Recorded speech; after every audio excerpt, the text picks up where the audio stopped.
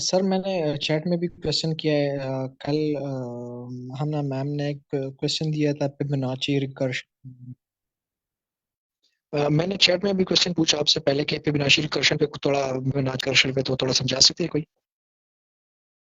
आपका Fibonacci series किससे related क्या क्वेश्चन है? थोड़ा सा क्लियर इसको कर दें तो अगर मैं इसके ऊपर देख ले सकूं। साहब, कल हमें असाइनमेंट दिया हुआ था उसकी कोड रन करने के लिए और उसकी कंसेप्ट समझने के लिए, तो अगर उसमें थोड़ा स्टार्ट से अगर कोई समझा सकता है तो। मैंने यूट्यूब वगैरह देख लिया लेकिन उससे थोड़ा क्लियर नहीं हुआ। ऑलराइट ऑलराइट, सो मैं अपनी स्क्रीन शेयर करके मैं आपको फिबोनाची सीरीज के बारे में थोड़ा सा बता देता हूँ। मैंने रिसेंटली ही इस टॉपिक को स्टडी किया था। सो कॉन्सेप्ट्स कुछ दिन हो गए लेकिन मैं देख लेता हूँ।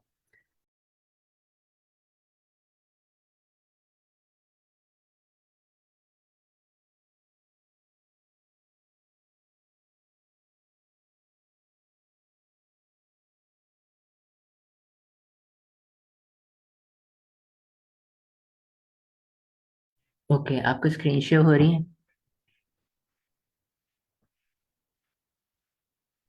Yes sir. यस सर हो ठीक। रही है। तो यस सर, यहाँ हो पे रही मैंने है। फिबोनाची सीक्वेंस लिखा है और मैंने इसको सर्च किया है। तो यहाँ पे मेरे पास कुछ इमेजेस आ गए। हम पहले इसको देख लेते हैं कि फिबोनाची सीक्वेंस है क्या, और ये किस लिए इम्पोर्टेंट है, हम इसको क्यों पढ़ रहे हैं, और देन हम इसके एल्गोरिदम के ऊपर आते हैं कि ये किस तरीके से हम लोग क्रिएट कर सकते हैं। ठीक है। तो फिबोनाची सीक्वेंस ये होती है 1 1 2 3 5 8 13 21, और ये हमेशा चलती रहती है। अब पहले तो मैं इस के ऊपर यहाँ पे रुकता हूँ एंड आपसे पूछता हूँ कि आपको क्या यहाँ पे कोई पैटर्न दिख रहा है कि जो नेक्स्ट नंबर है वो पिछले नंबर से किसी तरीके से रिलेटेड दिख रहा है आपको? Yes sir. पहले दो नंबर ऐड होंगे, उसके बाद जो तीसरा आएगा तो दूसरा और तीसरा ऐड होगा, इससे चौथा आएगा, फिर चौथा और तीसरा ऐड होगा, पांचवा आएगा। इस तरह की सीरीज है इसकी रिलेशन। बिल्कुल ऐसे ही है। एनोटेशन करके मैं ज़्यादा इसको क्लियरली देख लेते हैं। सो हमारे पास फर्स्ट टू नंबर्स तो 1 और 1 है। इसके बाद अगर हम लोग थर्ड नंबर के ऊपर जाते हैं 2, तो ये इस अपने पिछले दोनों नंबर्स का सम है। तो अगर मैं 1 + 1 करूँ तो यहाँ पे 2 आ जाता है। ऐसे ही अगर मैं इस नंबर को देखूं, सो ये अपने पिछले 2 नंबर्स का सम है। 2 + 1 3। ऐसे ही अगर कोई भी n नंबर है, फॉर एग्जाम्पल ये है, तो ये किसका सम होगा? ये सम होगा अपने पिछले 2 नंबर्स का। अगर हम हमें ये 2 नंबर्स पता हैं तो हम इसका सम निकाल के इस नंबर पे आ सकते हैं। और इसको हम लोग वैसे थोड़ा सा इजी इसमें भी चेक कर लेते हैं, लाइक 8। 8 जो है वो 5 + 3 का सम है। एंड अगर हम लोग 13 को चेक करें तो 13 जो है वो 8 + 5 का सम है। सो इसी तरीके से ये पूरी एक सीक्वेंस बनती है। बट इस सीक्वेंस के अंदर डिफरेंट क्या है, इस सीक्वेंस की इतनी वर्थ क्यों है कंप्यूटर साइंस के अंदर? तो वो इस वजह से क्योंकि ये सीक्वेंस आपको नेचर के अंदर बहुत ज्यादा दिखती है। अगर और इस सीक्वेंस के अंदर काफी डिफरेंशिएशंस भी हैं। सो ये जैसे हमारे पास है, इसको हम लोग कहते हैं फिबोनाची स्पाइरल। ये जो बना हुआ है ये 21/21, ये भी एक फिबोनाची नंबर है। उससे पहले वाला फिबोनाची नंबर 13 है, 8 5, एंड देन ये इस तरह से इसको फिबोनाची स्पाइरल इस तरह से बना हुआ है। बट ये हमारा टॉपिक नहीं है कि ये क्यों इम्पोर्टेंट है। जस्ट फॉर द किक्स मैंने बता दिया कि ये सारे फिबोनाची सीक्वेंस के ऊपर बने हुए हैं। जो इसके अंदर इंटरेस्टिंग बात ये है वो ये है कि फिबोनाची सीक्वेंस हमें नेचर के अंदर बहुत ज्यादा दिखती है। जिस तरीके से हमारे पास पेटल्स होते हैं फ्लावर्स के, तो वो हमेशा फिबोनाची सीक्वेंस को फॉलो कर रहे होते हैं। और हमारा एयर है वो इस स्पाइरल जैसा होता है, इसी नंबर्स के ऊपर चल रहा होता है।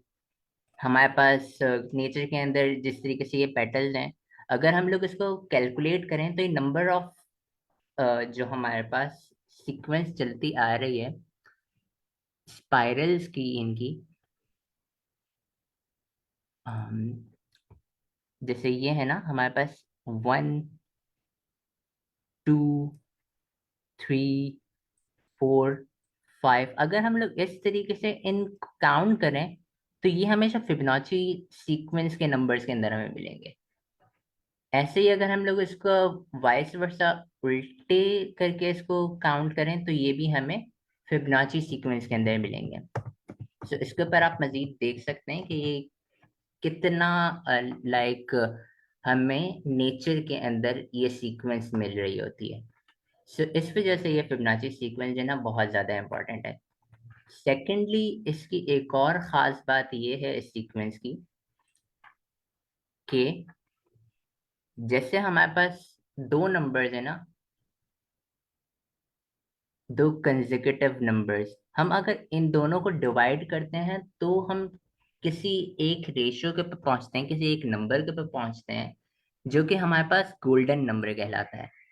अच्छा, हम इन दोनों नंबर्स को डिवाइड करेंगे तो भी उसी नंबर के पे पहुंचेंगे, इन दोनों नंबर्स को डिवाइड करेंगे तो भी नियरली उसी नंबर के पे पहुंचेंगे। तो अगर तो यहीं पे ही कोई इन इमेजेस के अंदर गोल्डन नंबर, गोल्डन रेशियो की एग्जांपल हो तो मैं वो ओपन कर लेता हूँ।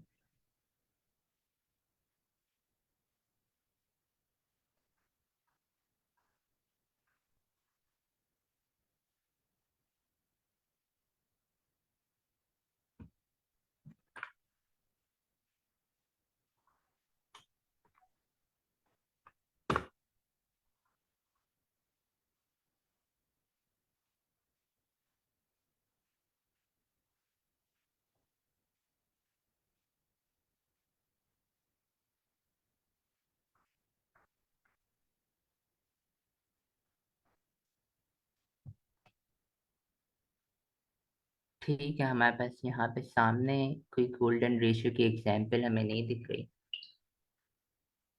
तो फिर हम अब इस सीक्वेंस के ऊपर आ जाते हैं कि इस सीक्वेंस के कोड को हमें किस तरीके से लिखना है।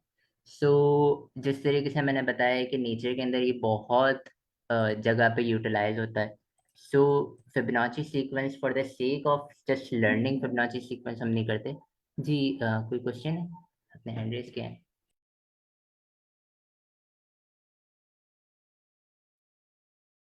सर ये तो सीक्वेंस हो गया, ये सीक्वेंस और रिकर्शन एक ही चीज है। देखें, ये एक सीक्वेंस है। रिकर्जन जो है वो प्रोग्रामिंग का कॉन्सेप्ट है। रिकर्जन के अंदर हमारे पास ये होता है, जैसे हमने एक फंक्शन बना लिया, फंक्शन को अगर हम लोग उसी फंक्शन से दोबारा कॉल कर रहे हैं, जैसे हमने डेफ लिख के एक फंक्शन बनाया है ए बी सी, और इस फंक्शन के अंदर कुछ कोड हमें लिखना है। अब इस फंक्शन के अंदर ही हम इस फंक्शन को अगर दोबारा कॉल करेंगे तो ये रिकर्जन का कॉन्सेप्ट कहलाएगा कि हम लोग इसको दोबारा हम लोग इसको कहते हैं रिकरेंट नेचर। सो एक ही चीज बार बार रिपीट हो रही है, सो इसको हम लोग रिकर्जन कहते हैं। ये वाली सीक्वेंस एक सीक्वेंस तो है, बट इस सीक्वेंस को बनाने के लिए हमें रिकर्जन यूज करनी होगी। मीन्स अगर जैसे हमें इस नंबर के ऊपर आना है 8, तो इस नंबर के लिए हमें 5 पता होना चाहिए और 3 पता होना चाहिए। 5 पता होने के लिए हमें 3 पता होना चाहिए और 2 पता होना चाहिए। तो ये इट सेल्फ अपने ही आपको कॉल कर रहा है। सो ये प्रॉब्लम हम लोग रिकर्जन से सॉल्व कर सकते हैं। सो ये अभी आने वाला कॉन्सेप्ट है। मैं अब डायरेक्टली इसके कोड के ऊपर आ जाता हूँ ताकि हम लोग इसके ऊपर देख लें कि ये रिकर्जन से किस तरीके से सॉल्व हो सकता है।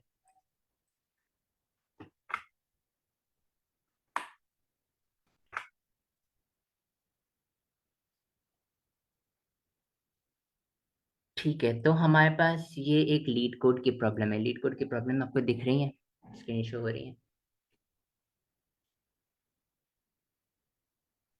Yes sir. ये पे हो रही है। अच्छा, यहाँ पे आप लोग लीड कोड की ये प्रॉब्लम पढ़ लें, और तब तक अगर आपके पास कुछ फिबोनाची सीक्वेंस से रिलेटेड क्वेश्चन है जितना अभी तक हमें देखा है, तो वो क्वेश्चन कर लें। अगर आपको कोई क्वेश्चन नहीं है तो क्वेश्चन ये वाले लिटकुर का क्वेश्चन पढ़ते हैं आप।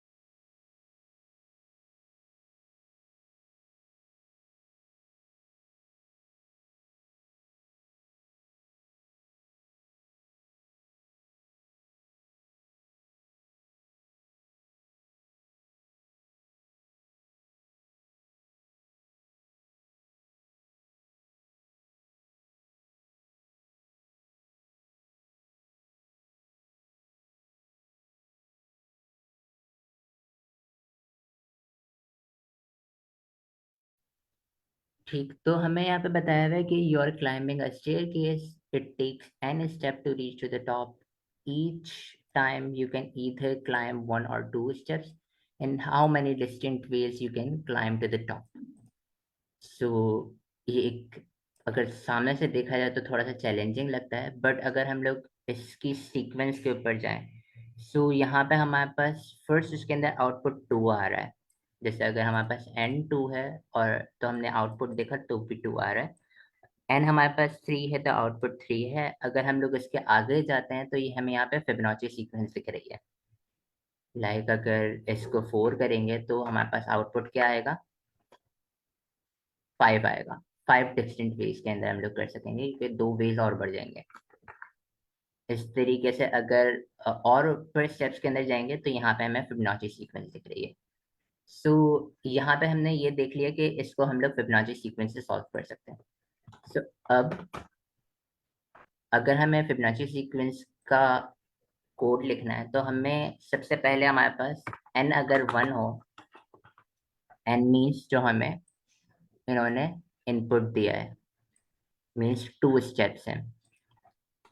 अगर एन हमारे पास एक स्टेप हो तो हम लोग रिटर्न क्या करेंगे सीक्वेंस के अंदर, वन। ऐसे ही हमने देखा था अगर टू हो तो हम लोग फिर भी वन रिटर्न करेंगे, क्योंकि यहाँ पे सीक्वेंस के अंदर हम लोग स्टार्टिंग के अंदर वन वन लिखा आ रहा है।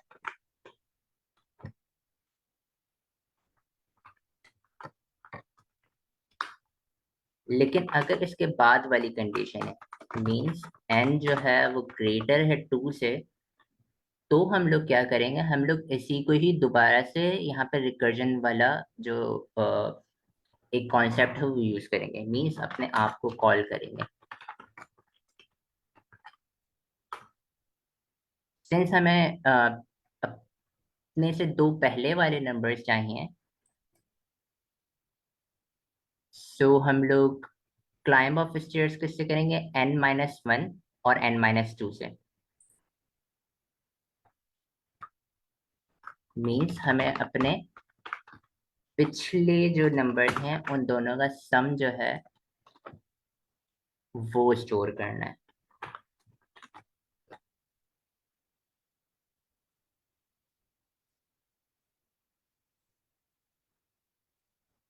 यहाँ पे मैं इन सबको एक वेरिएबल के अंदर स्टोर कर देता हूँ जिसका मैंने नाम वेल दे दिया।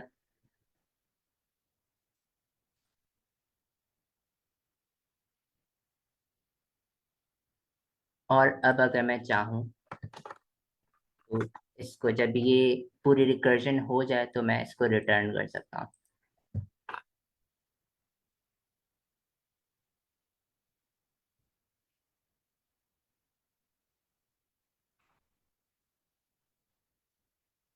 तो अब इसको देखते हैं कि हमारे पास प्रॉब्लम यहाँ पे क्या आई है।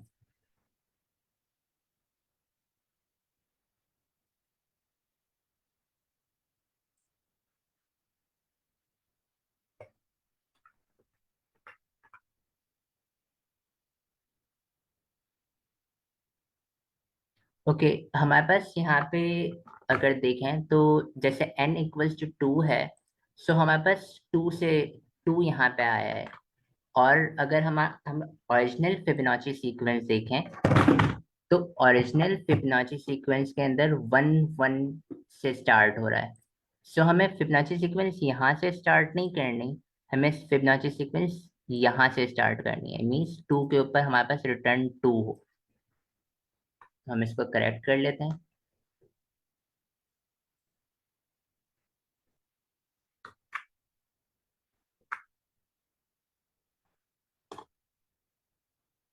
और फिर ट्राई करते हैं।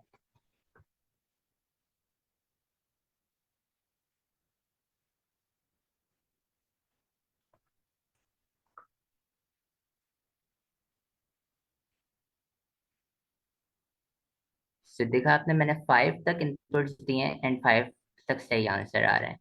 मैं इसके इनपुट्स को बढ़ा देता हूँ। मीन्स टेस्ट केस में नए नए टेस्ट केसेस लेकर आता हूँ, 9 10 11 12 अगर इतने हमारे पास स्टेयर्स हो तो भी आंसर इसका ठीक आ रहा है। तो यहाँ पे कोई क्वेश्चन है आप लोगों का कि फिबोनाची सीक्वेंस किस तरीके से वर्क कर रही है?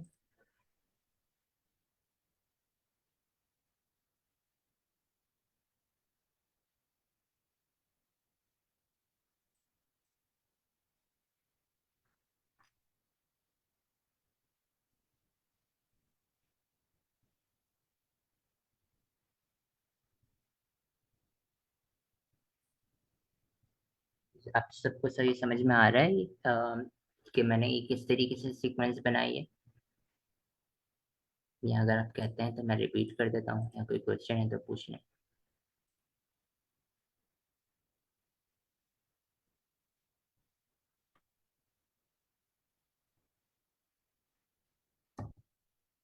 ठीक है।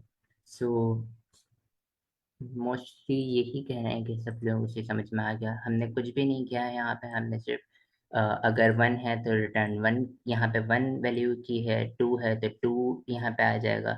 अगर 2 से बड़ी है तो वो रिकर्जन यहाँ पे अप्लाई होनी है, तो हमने सेल्फ अपने आप को ही कॉल कर लिया, इसी फंक्शन को दोबारा से कॉल कर लिया और उसके अंदर हमने वैल्यूज क्या दी, इससे पिछली वाली 2 दी हैं। एंड जब हमें फाइनलाइज वैल्यू स्टोर करनी है तो इन दोनों का सम हमें स्टोर करके ये हमने रिटर्न किया। बट अब यहाँ पे आ जाते हैं, ये तो हमारे पास फिबोनाची सीक्वेंस है, लेकिन यहाँ पे प्रॉब्लम ये आती है कि यहाँ पे मैं जैसे 11 12 13 14 टेस्ट केसेस देता रहूंगा, सही वर्क करेगी। बट जब इसकी वैल्यू बहुत बड़ी हो जाएगी ना, लेकिन जैसे मैं अभी इसको सबमिट करता हूँ तो यहाँ पे टाइम लिमिट एक्सीडेड आ जाएगा।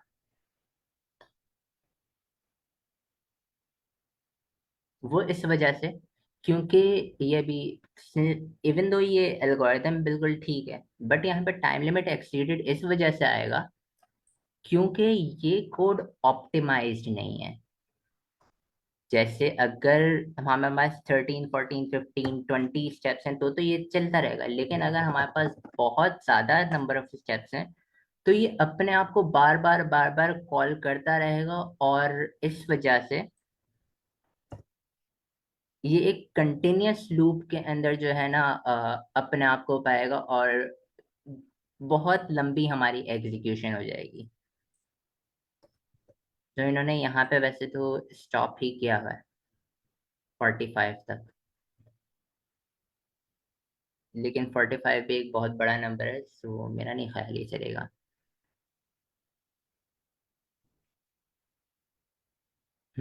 45 पे टाइम लिमिट एक्सीडेड दे रहा है।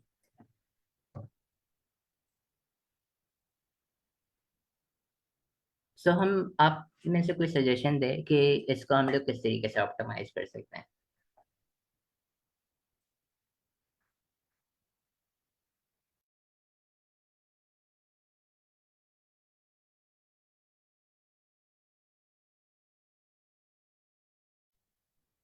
अब इसमें से दो वेरिएबल्स लेना, उनको 1 1 के इक्वल कर लें और जो फोर लूप चलाएं और उसको n-1 पे चला आइटरेट करवाएं, और एक टाइम का वेरिएबल रखें और उसमें प्रीवियस जो हमने वेरिएबल जिसमें 1 स्टोर करवाया होगा वो उसके इक्वल रखें, और जो सेकंड वेरिएबल जो हमने 1 के इक्वल करवाया होगा तो उसमें प्रीवियस वेरिएबल कॉन्कैटिनेट करवा, मतलब कि प्लस करवा लेना। तो इस तरह से शायद आ जाएगा। बिल्कुल, यही ऑप्टिमाइज की अप्रोच है कि हमने जितनी कैलकुलेशन कर ली है पहले, हम उसको स्टोर कर लेंगे यहीं पे टेम्प वेरिएबल के अंदर। और जब हमें उस वेरिएबल की दोबारा से जरूरत हो तो बस हम उससे कैच करें एंड दोबारा से हम पूरी कैलकुलेशन ना करें। तो यस, यही हमारे पास इसकी अप्रोच होती है कि हम इसको इस तरीके से ऑप्टिमाइज कर सकते हैं। और इस तरह से हम अपना जो है वो टाइम भी बचा सकते हैं।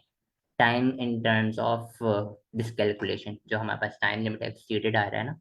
सो अगर हम लोग यहाँ पे एक टेम्प का वेरिएबल बनाए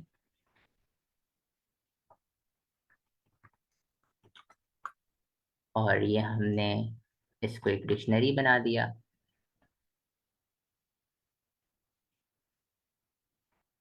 अब बिफोर वी आर रिटर्निंग कि हम लोग फाइनली आंसर रिटर्न कर रहे हैं, हम क्या करेंगे, हम लोग सेल्फ डॉट टेम्प के अंदर स्टोर कर देंगे टेम्प। सिंस डिक्शनरी है तो हम लोग टेम्प की वैल्यू ऑफ एन के अंदर जो हमारे पास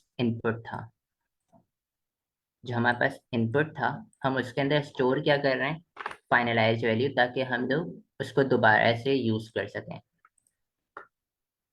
और अगर हमारे पास कोई एन पहले से ही मौजूद है हमारे टेम्प डिक्शनरी के अंदर,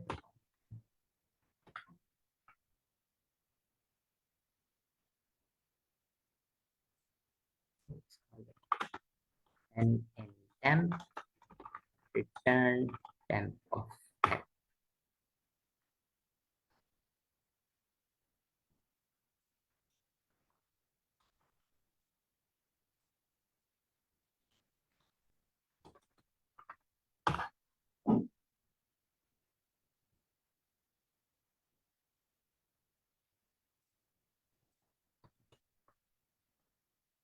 ठीक है, अब हम इसको अगर 45 टेस्ट केस भी दें जो हमारे पास मैक्सिमम है अभी के लिए, सो अब ये भी रन कर रहा है और इसके लिए इसने बहुत सारी कैलकुलेशंस की होंगी। बट इसने इस वजह से यहाँ पे कम कैलकुलेशंस की हैं क्योंकि वो फाइनल रिटर्न करने से पहले स्टोर कर लेता है। और अगर एक दफ़ा उसने स्टोर कर लिया, मीन्स टेम्प हमारे डिक्शनरी के अंदर कोई चीज़ आ गई और वो इसको स्टार्टिंग के अंदर ही मिल गई, तो वो दोबारा से इनको कॉल नहीं करता, वो डायरेक्टली उसी को रिटर्न कर देता है। तो ये चीज़ समझ में आई है।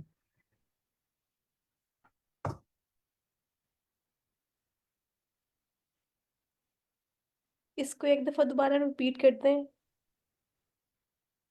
लास्ट वाले कॉन्सेप्ट को कि हमने किस तरीके से स्टोर किया है या फिर जी, इस ये जो फिबोनाची सीक्वेंस ऑप्टिमाइज को। किया है तो ये कैसे किया, कैसे वर्क कर रहा है, तो ये बता दें जो कोड ऑप्टिमाइज किया आपने दोबारा।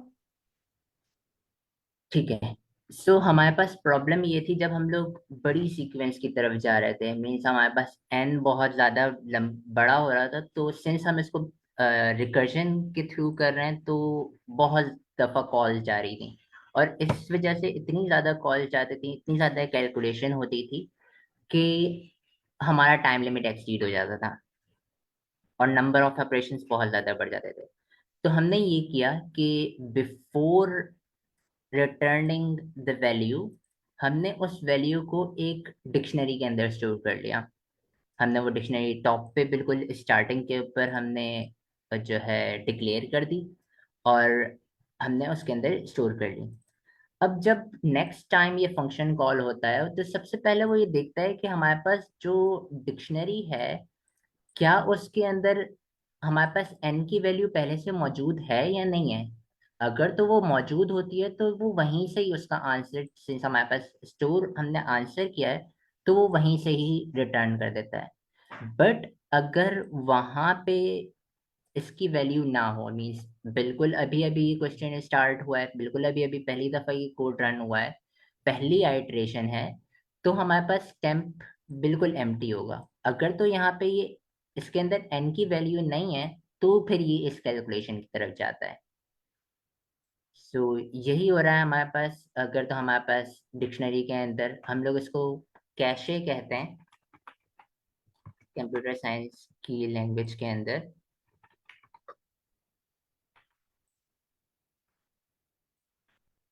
तो अगर तो हमारे पास कैशे के अंदर वो वैल्यू स्टोर्ड है तो हम लोग वहीं से ही रिटर्न कर देंगे। अगर तो नहीं है तो हम कैलकुलेशन करके वो वैल्यू स्टोर कर देंगे वहां पे नेक्स्ट टाइम के लिए। थैंक यू, अब क्लियर है। ठीक है, जिनका ओरिजिनली फिबोनाची सीक्वेंस से रिलेटेड क्वेश्चन था वो क्लियर हो गया।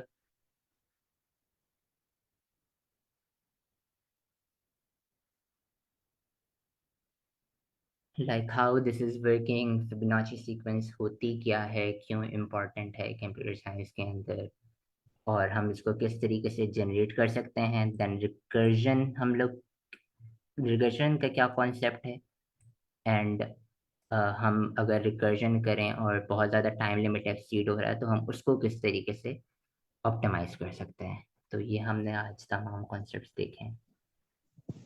सर ये फंक्शंस जो आपने यूज किए हैं ये इसकी वजह से समझ नहीं आया। बेसिकली अच्छा। मैडम ने ये फंक्शंस का हमें जो है ना बिल्कुल नॉलेज नहीं है अभी। ओहो, सो हमारे पास देखें, ये जब हम लोग फंक्शन को डिफाइन कर रहे होते हैं तो हम लोग डेफ की वर्ड से मीन्स डिफाइन करके फंक्शन का नाम देते हैं, एंड देन हमारे पास उसके अंदर पैरामीटर्स आ जाते हैं। सेल्फ जो है हम लोग अभी इसको इग्नोर कर सकते हैं। सेल्फ अपने आप को रेफर करने के लिए यूज होता है ताकि जब भी हम लोग इस फंक्शन को कॉल कर रहे हों तो सेल्फ का कीवर्ड लगा लें। ठीक है, ये फंक्शन n एक नंबर एक्सपेक्ट कर रहा है, और जब भी हमें देना है, जब भी हमें ये फंक्शन कॉल करना है तो हमें इसके अंदर एक नंबर देना है। यहाँ पे जब हम लोग कॉल कर रहे हैं उसको तो एक नंबर दे रहे हैं n-1, मीन्स जो हमारे पास नंबर इनिशियली आया था नंबर ऑफ स्टेप्स का, हमने उस स्टेप से पहले वाला एक नंबर यहाँ पे दिया है, और उस स्टेप से दो पीछे वाला नंबर दिया है, क्योंकि हमें इन दोनों नंबर्स का सम रिटर्न करना है। तो हमने दो दफा इस फंक्शन को कॉल किया है। अब ये फंक्शन जब दोबारा से कॉल हो रहा है तो जितने पहले के स्टेप्स होंगे वो उतनी दफा कॉल होता जाएगा, और जब भी फाइनली तमाम एग्जीक्यूशन इसकी खत्म हो जाएगी यहाँ पे आएगा तो फाइनली हमें वो आंसर रिटर्न हो जाएगा। तो हो सकता है सिंस आपके फंक्शंस की अभी नॉलेज इतनी ज़्यादा स्ट्रांग नहीं है, मजीद आप फंक्शंस बनाते जाएंगे, different types of functions use करते जाएंगे, तो हो सकता है कि किस तरीके से फंक्शंस वर्क करते हैं वो आपको क्लियर हो जाए। बट अभी सिंस हमारा टॉपिक फिबोनाची सीक्वेंस से रिलेटेड है, सो आई होप कि वो चीज़ क्लियर होगी।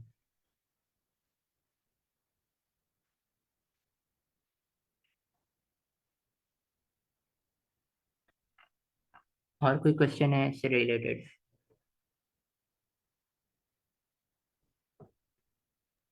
सर ये जो आपने लाइन नंबर 5 और 6 इसको आप एक्सप्लेन कर दें, इसका नहीं आइडिया हुआ ये हमने क्यों मतलब ऊपर ऐड किया।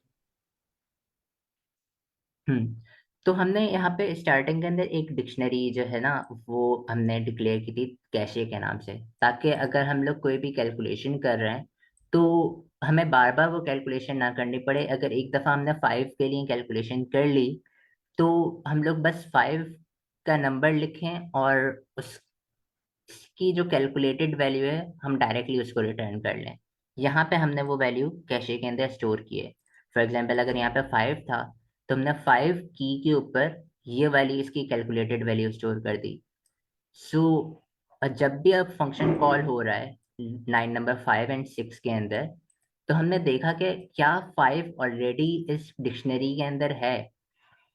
अगर तो 5 इस डिक्शनरी के अंदर मौजूद है तो हमने उसकी कैलकुलेटेड वैल्यू रिटर्न कर दी। तो हमें बार बार इस फंक्शन को पूरा रन करने की ज़रूरत नहीं पड़ी। जितनी हमारे पास नंबर्स की वैल्यू कैलकुलेट हो गई थी तो वो हमने यहाँ पे स्टोर करके उसको वहीं से ले लिया। बट अगर कोई नंबर कैलकुलेट नहीं हुआ तो अ, वो उसके लिए कैलकुलेशन पूरी रन होगी।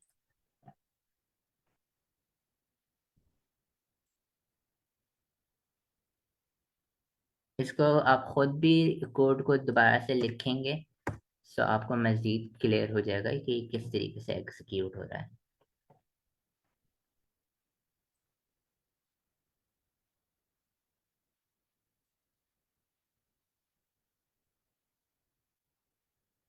ये सबमिट हो गया।